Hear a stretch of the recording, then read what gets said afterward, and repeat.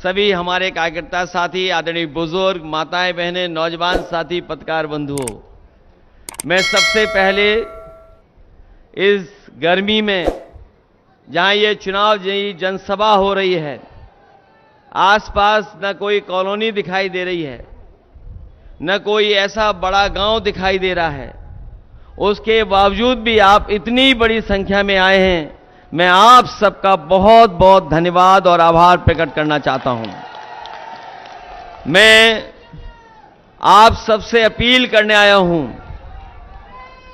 मैं आप सबसे निवेदन करने आया हूं कि समाजवादी पार्टी और इंडिया गठबंधन की प्रत्याशी श्रीमती सुनीता वर्मा जी को अपना ऐतिहासिक वोट देकर के जिता करके उन्हें लोकसभा में भेजने का काम करना।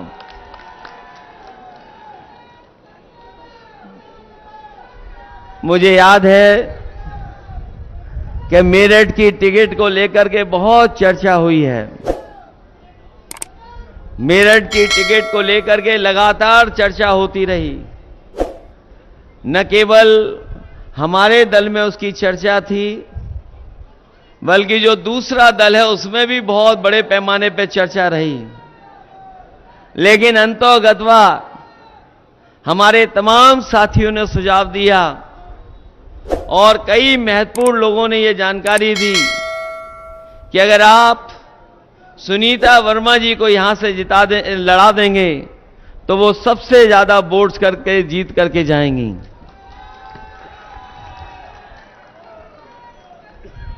योगेश वर्मा जी, सुनीता वर्मा, इनके परिचय किए और इनका परिचय नहीं होना है, सब आप लोग जानते हैं।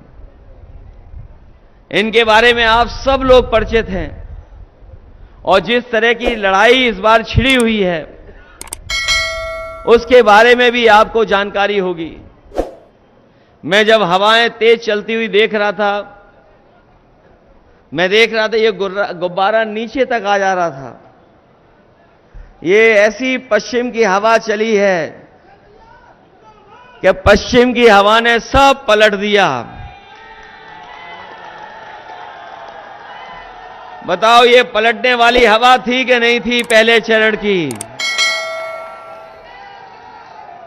और जो लोग दूसरी दल की फिल्म को, उनकी फिल्म के शो को फ्लॉप शो बोल रहे थे, बताओ पहली दिन ही पहले शो में भारतीय जनता पार्टी की फिल्म फ्लॉप हो गई कि नहीं हो गई? फ्लॉप। न केवल उनकी फिल्म फ्लॉप हुई है, अब उनकी कोई घिसी पिटी कहानी सुनना नहीं चाहता है, न कोई उनके डायलॉग सुनना चाहता है, न उन्हें कोई वोट देना चाहता है। ये माहौल बन गया कि नहीं बना है? और मेरठ की धरती तो क्रांतिकारियों की धरती रही है। यहां के लोगों ने आजादी दिलाने का काम किया है। आजादी का आंदोलन जब जब चला, यहां के लोगों ने अपनी भूमिका निभाई और भागीदारी देकर के हमारे देश को आजादी दिलाने में यहां के लोगों की महत्वपूर्ण भूमिका रही है। जो धरती आजादी दिला रही हो, बताओ बीजेपी से आजादी दिलाओगे कि नहीं दिलाओगे? आप लोग बीजेपी से आजादी चाहते हैं कि नहीं चाहते हैं आप लोग? और बीजेपी के लोग 10 साल बाद आए हैं। इनके 10 साल का हिसाब किताब अगर हम पूरे 10 साल के कार्यकाल का हिसाब किताब लगाएं तो हमारे किसान भाई जानते होंगे सबसे ज्यादा दुखी और तकलीफ में वही लोग रहे। उनको सबसे ज्यादा संकट में डालने का काम किया इन्होंने। यहां के लोग बड़े पैमाने पर किसान आंदोलन को मजबूत बनाने के लिए दिल्ली जाकर के आंदोलन को मजबूत बनाए। अगर उन्हें संघर्ष करना पड़ा होगा, संघर्ष किया। और जिस समय बीजेपी के लोगों ने 3 काले कानून लागू किए थे, उस समय यहां के और खासकर पश्चिम के किसानों ने जाकर के धरना दिया था दिल्ली में। यहां के किसान, यहां का नौजवान अगर निकलना चाहता था धरने के लिए तो उनके ट्रैक्टरों को पकड़ लेती थी पुलिस। ट्रैक्टर में डीजल नहीं भरने देती थी। लेकिन यहां का किसान, उत्तर प्रदेश का किसान और देश का किसान उससे घबराया नहीं। वो लड़ता रहा, सालों साल बैठा रहा। 1000 किसान शहीद हो गए, लेकिन किसानों ने आंदोलन को नहीं छोड़ा और अंतर्गतवा सरकार को तीनों काले कानून वापस लेने पड़ गए। तीनों काले कानून वापस हो गए। आज भी किसान आंदोलन कर रहा है। वो अपनी एमएसपी की मांग कर रहा है कि एमएसपी को लेकर के कानूनी अधिकार मिले किसानों को। लेकिन ये सरकार अभी भी सुन नहीं रही है। हम अपने किसान भाइयों को कहना चाहते हैं, समाजवादी पार्टी और इंडिया गठबंधन जिस समय जीतेगा तो हमारे किसानों को एमएसपी का अधिकार देकर के उनको खुशहाल बनाने का काम होगा। जो लोग कहते हैं कि गरीबी नहीं मिटेगी, हम उनसे कहना चाहते हैं कि जिस समय हमारा किसान खुशहाल हो जाएगा, गरीबी अपने आप मिटना शुरू हो जाएगी। गरीब खुशहाल होगा, किसान खुशहाल होगा तो गरीबी भी मिट जाएगी। जिस सरकार ने किसान को धोखा दिया हो और नौजवान जिसकी सरकार में परेशान रहा हो, वो सरकार बचेगी कैसे? हमारे नौजवानों को याद होगा, ये नौजवान पढ़ लिख करके, मेहनत करके, कोचिंग कर करके परीक्षा की तैयारी करते हैं। जब भी सरकार ने परीक्षा लिखाई और परीक्षा की तारीख दी, लेकिन जैसे ही परीक्षा हुई पेपर लीक हो गया। इस सरकार में कोई एक पेपर लीक नहीं हुआ है। जितनी भी परीक्षाएं सरकार ने कराई, सबके पेपर लीक हुए हैं। लगभग 10 परीक्षाओं के पेपर लीक हो चुके हैं। और जब आखिरी में अभी पुलिस भर्ती की परीक्षा हुई थी, बड़े पैमाने पे नौजवान निकल करके परीक्षा दे करके आए थे। लाखों लाख पूरे उत्तर प्रदेश में परीक्षा देने गए थे। लेकिन इस सरकार ने जानबूझ करके परीक्षा का पेपर लीक करा दिया। हमारे नौजवान सड़कों पे आ गए। मैं उन दिनों जहां भी गया, नौजवान परीक्षा रद्द कराना चाहते थे। परीक्षा रद्द हो उसके लिए निकल पड़े थे। सरकार को स्वीकार करना पड़ा और परीक्षा रद्द हो गई। मैंने कई बार गणित बताया और मैं फिर बताता हूं मेरठ में, और यहां पर बताना इसलिए जरूरी है कि यहां तो प्रधानमंत्री भी आए हैं और योगी जी और जो मुख्यमंत्री जी इतने घबराए हुए हैं मेरठ से कि मेरठ को छोड़ने का नाम ही नहीं ले रहे हैं। हमें सुनने में आया है कि कई बार आ चुके हैं, इतने घबराए हुए हैं समाजवादी पार्टी की प्रत्याशी से, सुनीता वर्मा से इतने घबराए हुए हैं कि बार बार मेरठ आ रहे हैं। हम उनसे कहना चाहते हैं कि जो 60 लाख का हिसाब है, अगर वो आपको समझ में आ जाएगा तो उत्तर प्रदेश भी आपको छोड़ना पड़ेगा। 60 लाख बच्चे परीक्षा नहीं दे पाए, जिनका भविष्य अंधकार में डाल दिया सरकार ने। और अगर उनके मां बाप को भी जोड़ दें तो एक परिवार के 3 सदस्य, अगर 3 का गुणा कर दें हम 60 लाख में तो 1 करोड़ 80 लाख बनता है। और यही 1 करोड़ 80 लाख अगर हम 80 लोकसभा से भाग दे दें तो हर लोकसभा में भारतीय जनता पार्टी का 2,25,000 वोट कम हुआ है। तो सोच लीजिए, जब किसान और नौजवान इनके खिलाफ खड़ा हो तो भारतीय जनता पार्टी का सफाया होगा कि नहीं होगा सफाया। जहां ये परीक्षा जानबूझ करके लीक करा रहे हैं, इसलिए लीक कर रहे हैं क्योंकि नौकरी न देनी पड़ जाए। क्या आप सोच सकते हैं, यहां पर बीजेपी की सरकार, जहां पर परीक्षा लीक हो रहे हैं पेपर, वो बीजेपी की सरकार, दोनों जगह बीजेपी की सरकार। और अगर ये लोग सावधान हो गए होते तो अब पेपर लीक नहीं होता, हमारे नौजवानों का भविष्य बन जाता। इन्होंने केवल परीक्षा लीक से हमारे नौजवानों का भविष्य नहीं खराब किया, बल्कि अग्निवीर जैसी आधी अधूरी नौकरी मेरठ का नौजवान और पश्चिम से लेकर के उत्तर प्रदेश का नौजवान कभी स्वीकार नहीं कर सकता है। यहां पर फौज में भर्ती होने के लिए सबसे ज्यादा नौजवान तैयारी करता है। हम अपने नौजवानों को कहना चाहते हैं, समाजवादी और इंडिया गठबंधन की सरकार बनेगी तो अग्निवीर जैसी व्यवस्था लागू नहीं होगी। जैसे पहले फौज की भर्ती होती थी, पक्की नौकरी और जीवन भर वर्दी पहनने का मौका मिल रहा है। जब ये हर मुद्दे पर फेल हो गए, जब जनता इनके जुमलों को समझ लिया, जब जनता ने इनके जुमलों को समझ लिया, तो ये नए तरह की गारंटी लेकर के आए हैं। ये गारंटी जुमले से 10 साल लंबी है, 10 साल लंबी गारंटी है जुमले से। और आपको जुमले तो पता ही हैं आपको इनके। इन्होंने कहा था किसानों की आय दोगुनी हो जाएगी। बताओ 10 साल में किसी किसान की आय दोगुनी हो गई हो?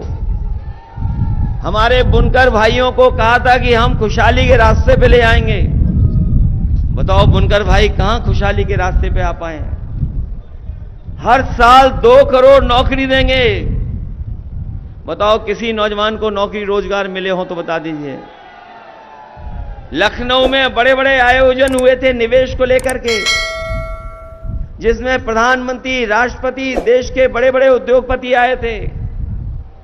मुख्यमंत्री ने कहा कि हमने इतने बड़े पैमाने पे एमओयू करा लिए, इतने लोग निवेश करने आ रहे हैं। बताओ मेरठ में कोई नया कारखाना या आसपास कोई नया जमीन देकर के कारखाना लगा हो तो बता दो। कोई कारखाना नहीं लगाया। ये जो गारंटी लेकर के आए हैं, ये हमें और आपको धोखा देना चाहते हैं। हम आपसे कहना चाहते हैं कि इनकी गारंटी से बचिए। ये वो लोग हैं जो कोरोना को तालियों थाली से भगाना चाहते थे। ये इनकी गारंटी नहीं है, ये घंटी है। ये गारंटी नहीं है, ये घंटी है जो बजाने के लिए दी है। और हमें और आपको बाबा साहब भीमराव अंबेडकर जी संविधान की कितनी बड़ी गारंटी देकर के गए हैं, सोचो कभी। हमें बीजेपी की गारंटी नहीं चाहिए। हमें बाबा साहब भीमराव अंबेडकर जी ने जो संविधान की गारंटी दी है, वो हमें संविधान की गारंटी चाहिए। वो संविधान हमारे मान सम्मान की गारंटी देता है। वो संविधान हमें आपको रोजगार का अधिकार देता है। बाबा साहब भीमराव अंबेडकर जी का संविधान हमें आरक्षण का अधिकार देता है, आरक्षण की गारंटी देता है। इसलिए हमें बीजेपी की गारंटी नहीं चाहिए। बीजेपी की गारंटी वो घंटी है। हमें बाबा साहब भीमराव अंबेडकर जी का संविधान की गारंटी चाहिए। इसलिए सावधान होकर के संविधान बचाने का भी ये चुनाव है। जहां हम आपसे कह रहे हैं लोकतंत्र बचाना है, वहीं ये संविधान बचाने का भी चुनाव है। जो लोग दूसरों को भ्रष्टाचारी कहते हैं, माफिया कहते हैं, अपराधी कहते हैं, हम उनसे कहना चाहते हैं आज देश में सबसे बड़ी गोदाम भ्रष्टाचारियों की, माफियाओं की, अपराधी की कोई बनी है तो भारतीय जनता पार्टी की गोदाम बनी है। भारतीय जनता पार्टी की गोदाम में देश के सब भ्रष्टाचारी हैं। सब माफिया उत्तर प्रदेश के वहीं पहुंच गए हैं। ये लोग जो इलेक्टोरल बॉन्ड पे बात नहीं करना चाहते हैं, क्योंकि जैसे ही इलेक्टोरल बॉन्ड की बात होती है बीजेपी के लोग बेहोश होने लगते हैं। और इस गर्मी में अगर बीजेपी के लोगों से पूछोगे कि जो आपने चंदा लिया है इलेक्टोरल बॉन्ड से, उसका हिसाब किताब क्या है, कोई हिसाब किताब बनाने के लिए तैयार नहीं है। हम आप लोग सब जानते हैं, लोग अपने आप चंदा देते हैं, सहयोग करते हैं, मदद करते हैं। बीजेपी के लोगों ने इलेक्टोरल बॉन्ड से सहयोग नहीं मांगा, इन्होंने ईडी सीबीआई इनकम टैक्स लगा करके वसूलने का काम किया है। 1000 करोड़, 500 करोड़, 400 करोड़, 300 करोड़, क्या ये इतना पैसा नहीं वसूला गया? इनसे जब पूछो कि इलेक्टोरल बॉन्ड के बारे में कुछ बताओगे तो इस गर्मी में वो इलेक्टोरल मांगने लगते हैं, बेहोश हो जाते हैं, इलेक्टोरल की जरूरत पड़ती है उन्हें। बताओ इलेक्टोरल बॉन्ड ने इनका बैंड बजा रखा है कि नहीं बजा रखा है? और उसी से बचने के लिए झूठे मुकदमे लगा लिए। आप पार्टी के मुख्यमंत्री दिल्ली के, उन पे झूठे मुकदमे लगा दिए। जब इनकी बदनामी होने लगी इलेक्टोरल बॉन्ड से तो उन्होंने साजिश कर करके तमाम विपक्ष के लोगों को फंसाना शुरू कर दिया। चाहे वो आप पार्टी के मुख्यमंत्री दिल्ली के हों या झारखंड के मुख्यमंत्री, इन्होंने झूठे मुकदमे लगाए हैं। और झूठे मुकदमे आज तो लगाए ही हैं। याद होगा जब आंदोलन छिड़ा था 2 अप्रैल को, सबसे ज्यादा दलितों पर मुकदमे अगर किसी ने लगाए थे तो भारतीय जनता पार्टी ने लगाए थे। हमारे बहुत सारे नेता हैं, आप में से भी लोग होंगे जिन पे झूठे मुकदमे लगे होंगे। ये सरकार केवल झूठे मुकदमे लगाए, योगेश वर्मा जी इन पे भी लगे मुकदमे, सब पे लगाए इन्होंने। ये अन्याय कभी समाजवादी लोग स्वीकार नहीं कर सकते हैं। इसलिए हम आप सबसे निवेदन और अपील करने आए हैं। पीडीए की लड़ाई बड़ी छिड़ गई है और पीडीए की लड़ाई से जैसे जैसे पीडीए आगे बढ़ रहा है, एनडीए के लोग घबराए दिखाई दे रहे हैं। बीजेपी की इधर जो पहचान बनी है वो झूठ और लूट की बनी है। बताओ झूठ और लूट की पहचान है कि नहीं है इन बीजेपी वालों की? बीजेपी वाले क्या सच बोलते हैं? बताओ आप। सबसे ज्यादा झूठ बोलने वाली पार्टी अगर कोई है तो भारतीय जनता पार्टी। बताओ उससे बचाओगे कि नहीं बचाओगे?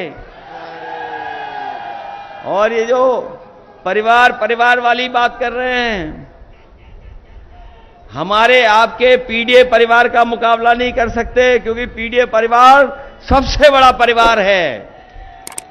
इसमें पिछड़े, दलित, अल्पसंख्यक, मुसलमान भाई तो हैं ही हैं, आधी आबादी भी है और पीड़ित दुखी अगड़े भी हैं। हम उन तमाम लोगों को धन्यवाद देना चाहते हैं जिनके मन से राजनीतिक चेतना जागी और उन्होंने झंडा बुलंद कर दिया भारतीय जनता पार्टी के खिलाफ। ऐसे बहुत सारे साथी हैं जो परंपरागत भारतीय जनता पार्टी का सहयोग और मदद करते थे, लेकिन जिस तरीके से भारतीय जनता पार्टी ने अन्याय किया है, उनके साथ भेदभाव किया है, तमाम वो लोग अपनी पंचायत कर करके और अपने राजनीतिक चेतना का सम्मान करते हुए वो इंडिया गठबंधन और समाजवादी पार्टी की मदद करने जा रहे हैं। इसलिए आप लोग भी मदद करिए।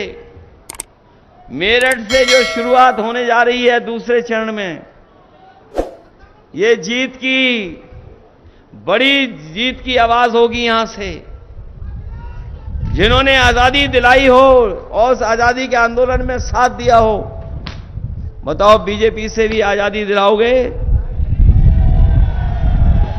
और महंगाई कहां है, बेरोजगारी कहां है, वो आप सब जानते हो।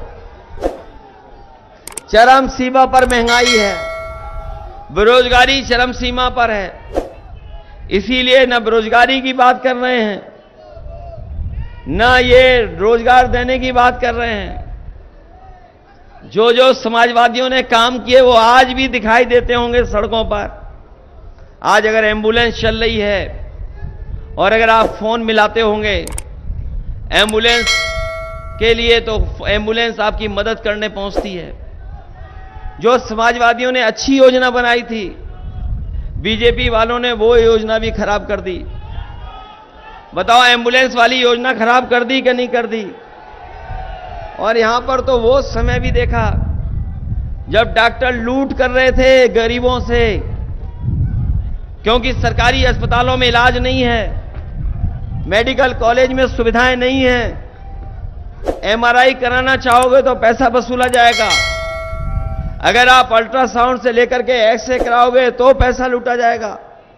आज गरीब इलाज नहीं करा पा रहा है।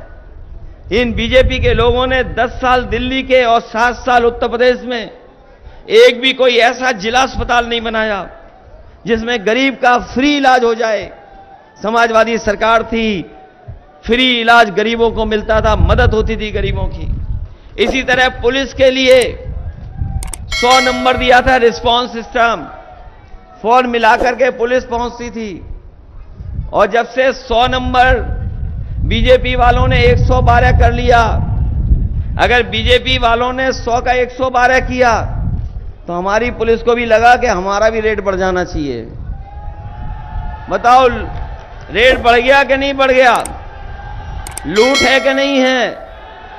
पूरे उत्तर प्रदेश में कई घटनाएं हैं।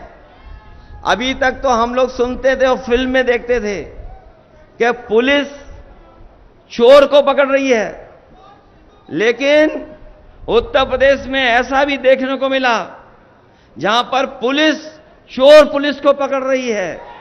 कोई एक घटना नहीं, उत्तर प्रदेश में ये बीजेपी ने किया। और ये कभी कभी हमारे खाकी वर्दी वाले गुस्सा दिखाते हैं, हम इन्हें भी कहना चाहते हैं, अभी तो फौज की नौकरी 4 साल की हुई है, बीजेपी वाले दोबारा आ गए तो इनकी नौकरी 3 साल की कर देगी बीजेपी।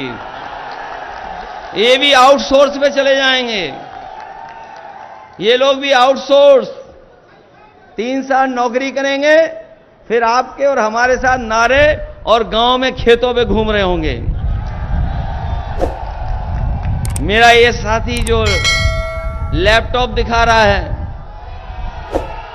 मैं आपसे कह सकता हूं ये बात, जहां कहीं भी किसी को किसी परिवार में और किसी भी वार्ड में नहीं बचा होगा जिसमें समाजवादियों को लैपटॉप ना पहुंचा हो। हम लोगों ने लैपटॉप बांटा था और आज भी चल रहा होगा। बहुत सारे साथियों के घर परिवार के किसी सदस्य में रहा होगा। और जब भी इसको ऑन करोगे तो हमारी और नेताजी की फोटो दिखाई देगी, दूसरे की नहीं दिखाई देगी। हमारे बीजेपी के सरकार के लोगों ने, मुख्यमंत्री जी लैपटॉप नहीं बांट पाए, लैपटॉप नहीं बांट पाए। उन्होंने पता नहीं कहां से एक थका हुआ स्मार्टफोन बांटा है। और जो तस्वीर हमारी आती थी, नेताजी की आती थी, उसकी भी नकल कर ली स्मार्टफोन में। और घिसते रहो तब चल पाता है, वो चल नहीं पा रहा है। अगर आपने हमारा घोषणा पत्र पढ़ा होगा या हमारा विजन डॉक्यूमेंट पढ़ा होगा तो हम लोगों ने क्या कहा है कि ये जो राशन मिल रहा है इससे हमारे गरीबों का स्वास्थ्य नहीं बेहतर हो रहा है। इस राशन में वो जो पौष्टिक चीज होती है वो नहीं दे पा रहे हैं। इधर शहरों में संपन्न लोग पैकेज का बड़ा बड़ा पैकेज आटा लेते हैं। बड़ी बड़ी कंपनियां ब्रांडेड आ गई हैं जो आटा बेच रही हैं। इसलिए हमने अपने घोषणा पत्र में लिखा है कि अपने गरीब लोगों को पौष्टिक आटा भी देंगे और संग में डाटा भी फ्री देंगे। क्योंकि बिना डाटा के कुछ चलना नहीं है। बताओ आज के जमाने में बताओ कहीं डाटा से कुछ कर सकते हो? और डाटा इसलिए जरूरी है कि मोबाइल से आप शॉपिंग कर रहे हो, मोबाइल से आप खाना मंगा ले रहे हो, कंप्यूटर से आप और काम कर ले रहे हो। तो इसलिए समाजवादियों ने अपने विजन डॉक्यूमेंट में कहा है कि आटा तो देंगे ही देंगे फ्री, लेकिन इसके साथ डाटा भी देंगे, क्योंकि हर आदमी व्हाट्सएप चला रहा है। बताओ व्हाट्सएप मोबाइल चला रहे हो कि नहीं चला रहे हो? आटा चाहिए पेट के लिए और डाटा चाहिए दिन रात, जो आप मोबाइल पे बैठे रहते हो 6-6 घंटे। अभी आपने दिल्ली में अपने प्रधानमंत्री की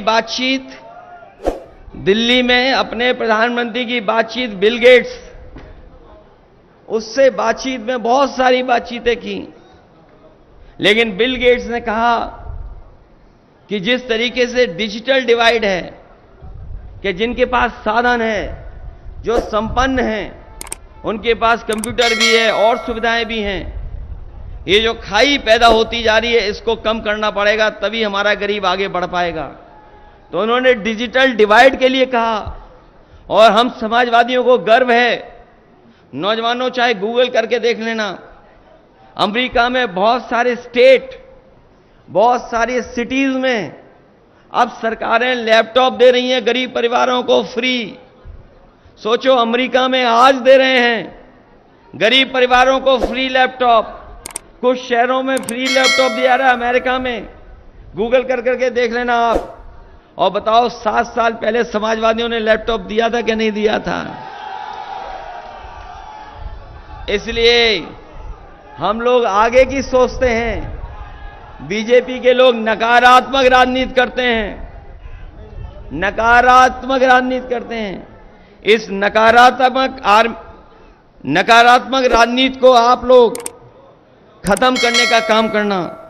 इसलिए हम आपसे विशेष अपील और निवेदन करने आए हैं।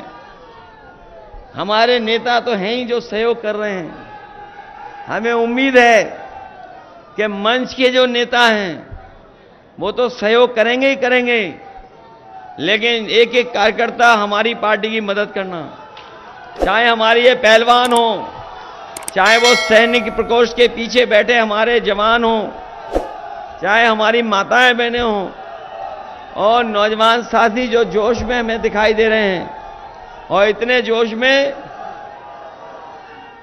कि खंबे पे चढ़ करके ऊपर आ गए हैं। इसलिए ये जोश आप बना करके रखना, क्योंकि संविधान बचाने का चुनाव है। आप मतदान के लिए सावधान रहना और अपने बूथ की चौकीदारी करना। बूथ की चौकीदारी करोगे कि नहीं करोगे आप? इसलिए मदद करना आप लोग। आज जो साथी समाजवादी पार्टी में शामिल हुए हैं, मैं उनका भी धन्यवाद देता हूं। जो साथी अभी समाजवादी पार्टी में शामिल हुए हैं, मैं इनका स्वागत करता हूं। और डॉक्टर कहां है वो, आदर्श जी के साथ जो आए हैं, मैं उनको विशेष धन्यवाद देता हूं। मैं डॉक्टर साहब को बहुत पुराने साथी, जो यूनिवर्सिटी और छात्र नौजवानों के साथ लगातार संघर्ष करते रहे, आज सभी साथी समाजवादी पार्टी में आए हैं। मैं इनका स्वागत करता हूं, बधाई देता हूं। साथ ही साथ मैं जानता हूं यहां पर मेरठ में बहुत खेल का सामान बनता है, खेल के उद्योग को बचाने के लिए भी काम करेंगे, लेकिन हमें उम्मीद है कि भारतीय जनता पार्टी का खेल आप लोग खत्म कर दोगे। यहां पर उनका खेल खत्म होगा कि नहीं होगा? इसलिए नौजवानों सब लोग मदद कर देना। सुनीता वर्मा जी को ऐतिहासिक वोट देकर के इन्हें जिताने का काम करना, क्योंकि समीकरण में आपका कोई मुकाबला नहीं कर सकता है। जो उनकी गारंटियां हैं वो सब घंटी हैं, जुमले से लंबी गारंटी है। हमारी गारंटी बाबा साहब भीमराव अम्बेडकर जी ने संविधान में दी है। हमें अपना संविधान बचाना है। जो मन की बात कर रहे हैं उनसे बचाना है। हमें अपना संविधान का से दे हुआ सम्मान बचाने का काम करना। इन्हीं शब्दों के साथ आप सबका बहुत बहुत धन्यवाद और बहुत बहुत आभार प्रकट करता हूं। मैं नदीम चौहान जी, गौरव मेराज चौहान, आस मोहम्मद चौहान जी, सोनू, रवनक, बाबूदीन, सद्दाम चौहान, गुलजार अलवी, नफीस कुरैशी जी, मिराज खान, मोहम्मद साबिर और डॉक्टर जो हैं, इनका नाम डॉक्टर केपी सिंह, इनका भी स्वागत करता हूं और सभी समाजवादी साथियों का बहुत बहुत आभार।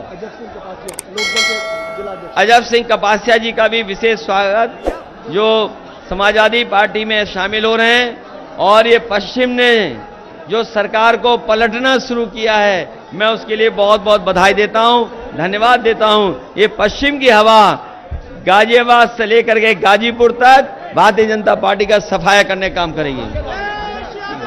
अध्यक्ष